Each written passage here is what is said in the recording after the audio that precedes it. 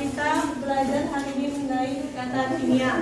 Nah, sebelumnya kita juga udah belajar tentang ikatan kimia, yaitu ada ikatan ion dan juga ikatan kovalen.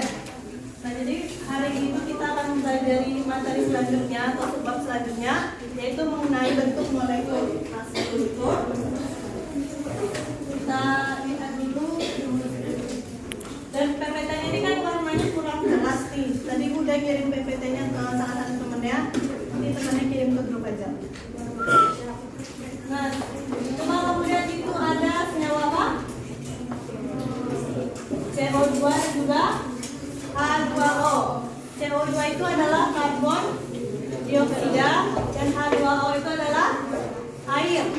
Nah, pada struktur Lewis dari CO2 dan H2O ini kan terdapat dua unsur C dan O dan juga H dan juga O. Nah, jadi dari struktur Lewisnya ini kita bisa menentukan yang namanya bentuk molekul dari suatu atau dari suatu senyawa. Nah, dalam kehidupan sehari-hari itu kan kita juga kalian pernah main ini kan Lego. Nah, Lego itu kan kita bentuk dari berbagai macam Lego itu akan menjadi suatu bentuk. Nah, sama halnya dengan Lego itu, atom ini kalau misalnya kita susun, itu juga dia akan membentuk yang namanya suatu bentuk. Nah, itu namanya bentuk molekul. Nah, sekarang apa perbandingan dari kedua gambar tersebut? Dua gambar ini, gambar yang atas dan gambar yang bawah. Apa bedanya? Susunannya, terus bentuknya. Nah, sekarang kalau kamu perhatikan dari struktur Lewisnya, H2O dan juga CO2 ini dia memiliki struktur Lewis yang sama kan, dia sama-sama lurus. Tapi ketika dilihat bentuk molekulnya, kalau H2O itu dia lebih ke bawah seperti bentuk V terbalik, sedangkan CO2 dia tetap lurus. Nah, kira-kira apa yang menyebabkan dari strukturnya berbeda? Nah, jadi hari ini akan kita pelajari kenapa CO2 dan H2O itu memiliki bentuk molekul yang berbeda, tetapi dia memiliki rumus Lewis yang serupa atau mirip. Nah, sebelumnya kita membaca dulu apa itu bentuk molekul. Nah, bentuk molekul itu merupakan penataan atom yang menyusun molekul secara 3 dimensi. Nah, jadi cara untuk menentukan bentuk molekul itu sebenarnya ada dua cara. Yang pertama itu ada secara teori domain elektron. Yang kedua ada secara teori hibridisasi. Tetapi teori hibridisasi itu tidak akan kita pelajari pada hari ini karena itu nanti akan dipelajari biasanya di universitas. Nah, sekarang apa itu teori domain elektron? Ada yang tahu teori domain elektron itu apa? Nah, teori domain elektron itu merupakan pasangan elektron terikat dan pasangan elektron bebas atau PEB itu dia akan saling tolak-menolak di sekitar atom pusat yang akan menempati sejauh mungkin dari pasangan elektron lainnya. Jadi teori domain elektron ini dipengaruhi oleh pasangan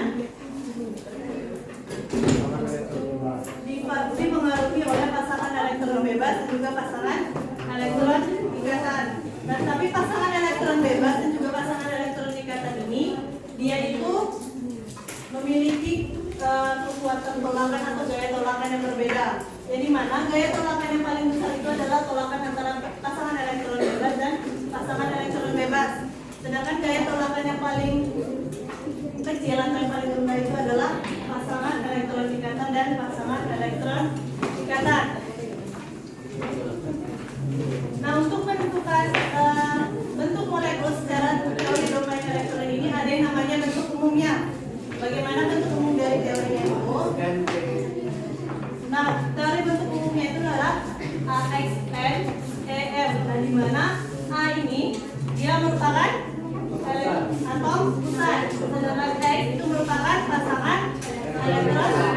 ikatan dan N merupakan pasangan dan D merupakan pasangan elektron bebas.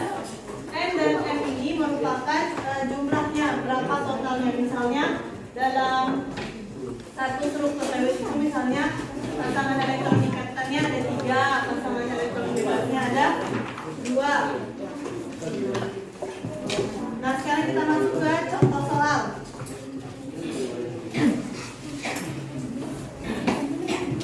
Nah sebelum itu ada beberapa tahapan atau langkah yang kita gunakan untuk menentukan bentuk molekul dari suatu senyawa.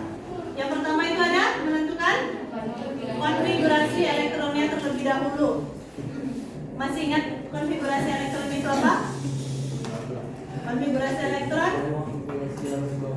Abau dan juga Bohr. Nah selanjutnya ada menentukan atom pusat.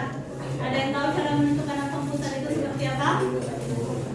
Ada yang tahu? Nah cara menentukan atom pusat itu misalnya dia senyawanya H2O. H2O ini kan terdiri dari hidrogen dan juga oksigen.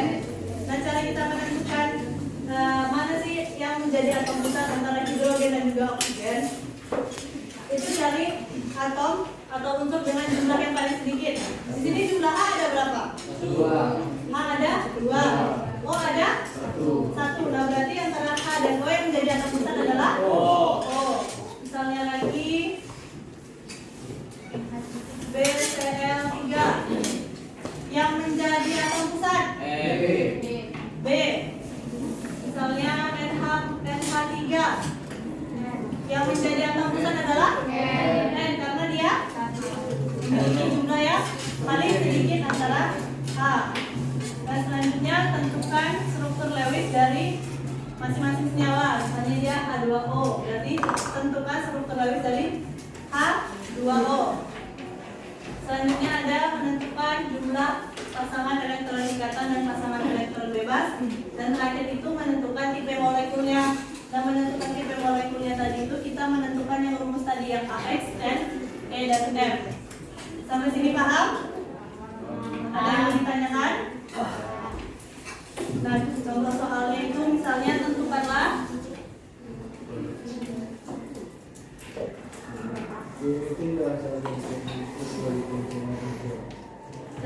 geometri dasar dan bentuk molekul dari PCl3. Nah, sekarang langkah pertamanya tadi apa? Kita konfigurasikan terlebih dahulu. Konfigurasi P itu ada 2, 8, dan 5. Kalau Cl berapa? 2, 8, dan 7. Selanjutnya adalah kita tentukan dulu elektron valensinya. Berapa elektron valensinya kira-kira dari P? 5. P ada 5. Kalau Cl ada 7. Selanjutnya adalah kita tentukan lagi atom pusatnya. Atom pusat PCl3 berarti yang menjadi atom pusat adalah P. Kita buatkan struktur Lewis P. Dia ada 5 titik. Sampai di sini paham? Nah gini, kan dia ada PCl, ya kan? Tadi kita udah menentukan yang namanya atom pusatnya. Atom pusatnya ada P. Cara menentukan atom pusatnya udah paham? Nah P. Nah P berapa elektron valensinya? 5. Kita buatkan struktur Lewisnya dulu. Struktur Lewis masih ingat? Berarti ada 1, 2, 3, 4, dan 5. Sampai sini paham? Udah paham? Nah selanjutnya itu adalah kita buatkan tadi dia ada Cl ada berapa? Ada 3 kan yang mau masuk. Di mana Cl-nya itu akan masuk? Di elektron yang belum berpasangan. Makanya nanti dia akan masuk Cl3 di sini.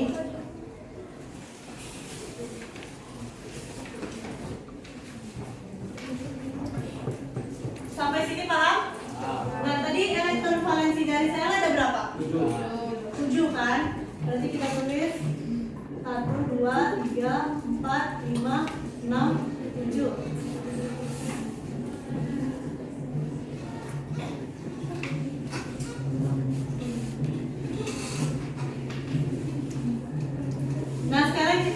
apakah sudah stabil? Selnya udah stabil? B-nya udah stabil? Nah sekarang kita tarik ikatannya. Dari sini akan berikatan dengan P akan berikatan dengan Cl. Nah ada yang tahu ini jenis ikatannya apa?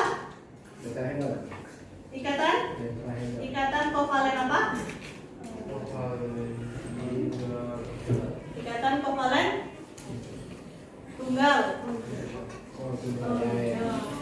Kenapa dinamakan ikatan kovalen tunggal? Karena hanya memakai sepasang elektron. Nah dari sini selanjutnya apa langkah selanjutnya? Kita tentukan lagi PEI dan PEB. Kita tentuin dulu PEI-nya, pasangan elektron ikatannya. Ada berapa pasangan elektron ikatannya? 3. Yang mana aja? Ya, berarti ada 1, 2, 3. Ada 3. Kalau PEB-nya ada berapa? 1. Nah, kalau misalnya kita masukkan ke rumus bentuk umum tadi, makanya dia akan menjadi AX3 E1. Nah, berdasarkan bentuk molekulnya tadi, itu kan kita dapat melihat tabel hubungan antara pasangan elektron bebas, pasangan elektron ikatan dan bentuk molekul itu adalah AX3E1. Apa geometri dasarnya? Geometri dasar dari PCl3 itu adalah tetrahedral dan bentuk molekulnya adalah piramida segitiga. Sampai sini paham?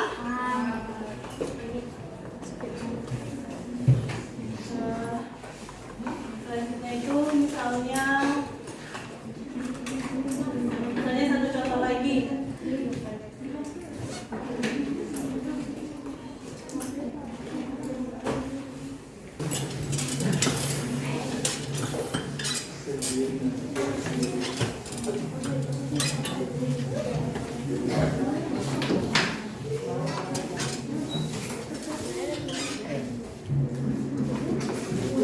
Misalnya tentukan bentuk molekul dan geometri dasar dari CCl4. Langkahnya apa aja tadi? Yang pertama kita tentukan dulu konfigurasinya. C nomor atomnya ada 2, 4 dikonfigurasikan. Kalau Cl ada 2, 8, 7. Selanjutnya kita tentukan lagi atom pusatnya. Berarti antara CCl4 yang menjadi atom pusat adalah C. Yang menjadi atom pusat adalah C. Selanjutnya kita buatkan konfigurasinya. Ada berapa? 4. Berarti 1, 2, 3, 4. Selanjutnya di masing-masing elektron yang belum berpasangan ini, disitulah dia akan berikatan dengan Cl. Ada berapa elektron valensi dari Cl? 7. Ada 1, 2, 4, 5, 6, 7. 1, 2, 3, 4, 5, 6, 7.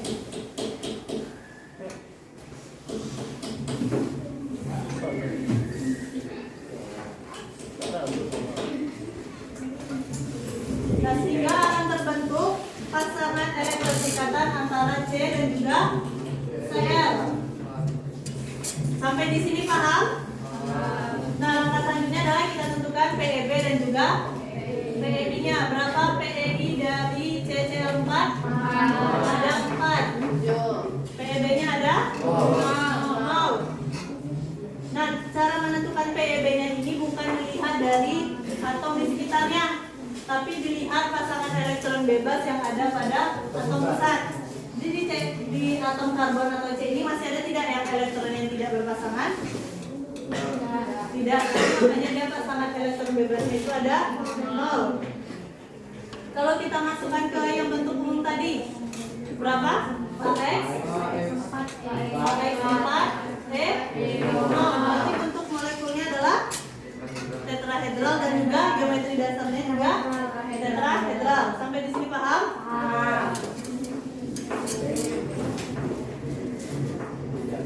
Nah, sebelum kelompok ada 8 kelompok kan? Nah, jadi kelompok 8 itu dipecah, bisa. mana Elsa?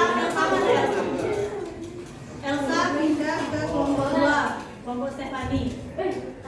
Terus Fania pindah ke kelompok 3, kelompok Nabila. Kaila pindah ke kelompok 5, kelompok Zahra. Kalau kelompok 4 itu Nehan pindah ke kelompok 4, Nehan Fikri. Kelompoknya Azrin Zia, Zahra. Kelompok 5 sama Zahwa. Dan sekarang duduk per kelompok. Ini dari yang bawa plastik dan juga tusuk gigi atau untuk menggambarkan secara 3 dimensi dari bentuk molekulnya.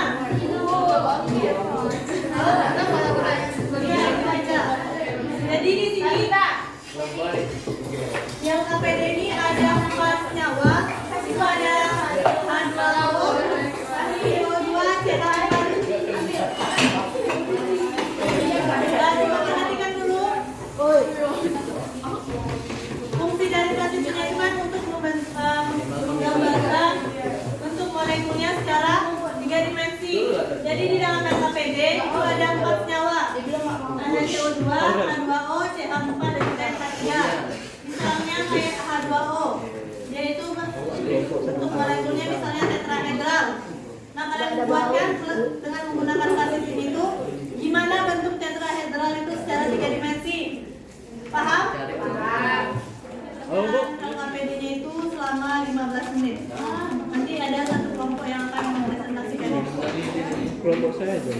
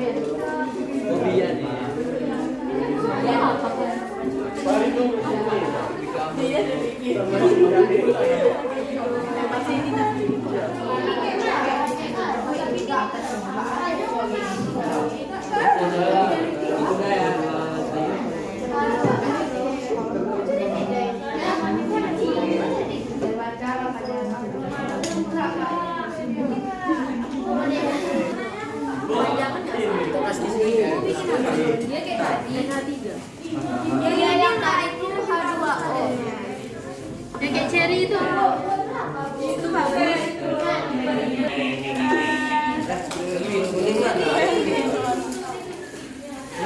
bagus.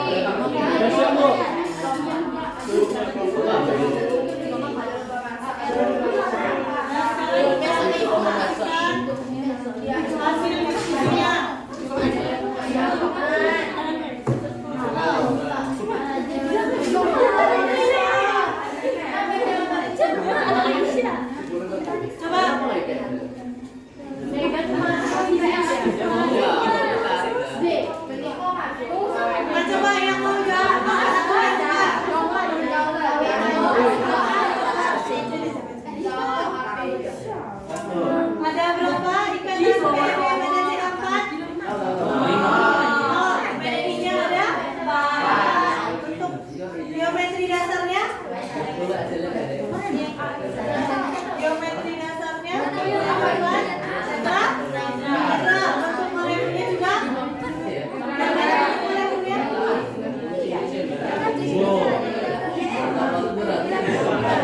Nah, jadi ini adalah bentuk molekul dari siapa yang tahu? Tetrahedral atau tetrahedral. Selanjutnya ada NH3. NH3 apa bentuk molekul dasarnya? Segitiga.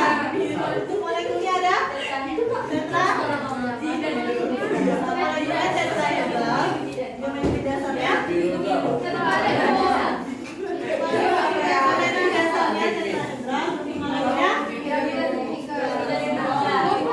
Nah, sekarang apa beda dari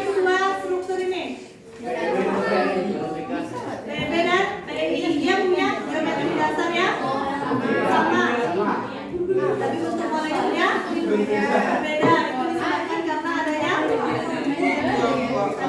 PEB pada NH. Beda. Ada mana dulu kelompok? Ada bintang.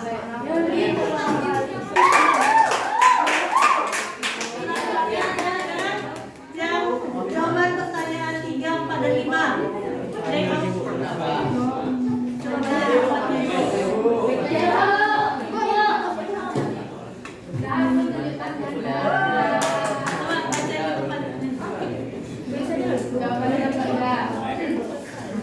Apakah PEB akan mempengaruhi bentuk molekul senyawa? Mengapa dan jawabannya, PEB memiliki gaya tolak menolak yang lebih besar dibandingkan PEB, sehingga PEB akan menolak PEB dan menyebabkan bentuk molekul senyawa berbeda-beda. Nah, jadi PEB akan berpengaruh besar terhadap bentuk molekul. Nah, coba kamu lihat yang CO2 dengan H2O. Dia struktur garisnya sama. Geometri dasarnya beda. Tapi kalau misalnya kita lihat dari struktur garisnya, yang satu dia lurus, yang satu dia seperti huruf V. Itu disebabkan karena adanya pasangan elektron bebas pada H2O. Paham? Nah, yang selanjutnya. Bagaimana pengaruh bentuk molekul dengan kepolaran molekul?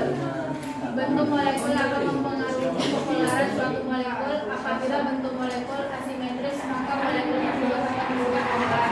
Sedangkan apabila bentuk molekul simetris, maka molekul tersebut akan bersifat non-polar. Nah, jadi apa pengaruh dari kepolaran dengan bentuk molekul? Kalau misalnya dia bentuknya asimetris, dia akan bersifat polar. Kalau dia bentuknya simetris, Non-polar. non-polar. Atau bisa juga kalian lihat dari PEB-nya, pasangan elektron bebasnya.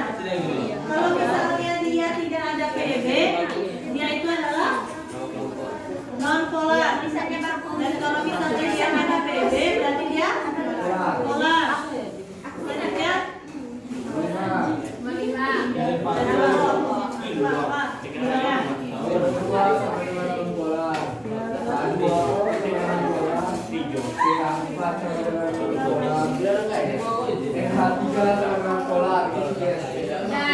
cek kelompok itu yang di belakang.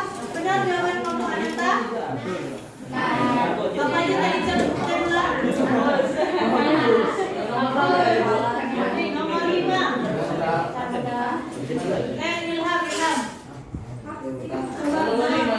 Ya, apa tadi jawabannya?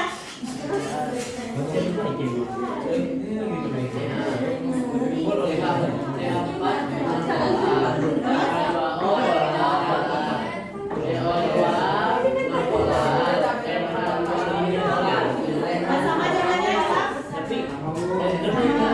Nah, jadi kesimpulan kita pada hari ini, siapa yang membacakan kesimpulan?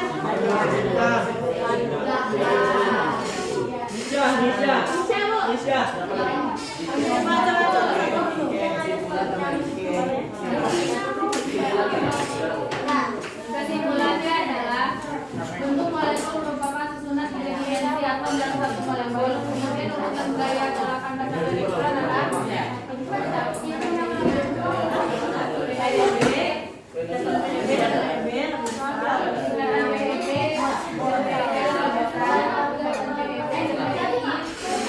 Tebal di sini lalu. dan bentuk umumnya itu HXX. Nah, ada yang ingin menambahkan? Ya. Yang kayak gitu Raisa. Ya,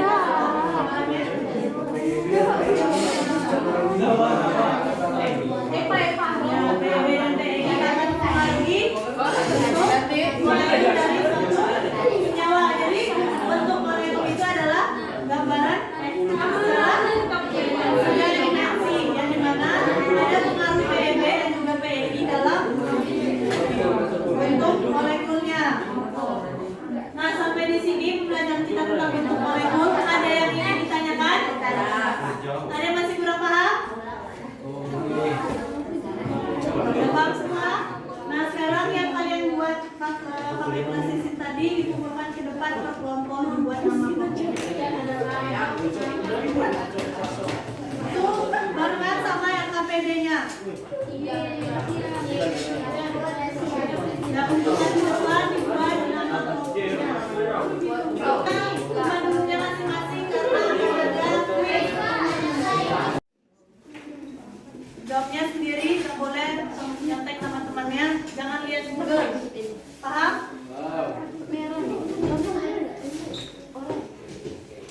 Waktu mengerjakannya 20 menit.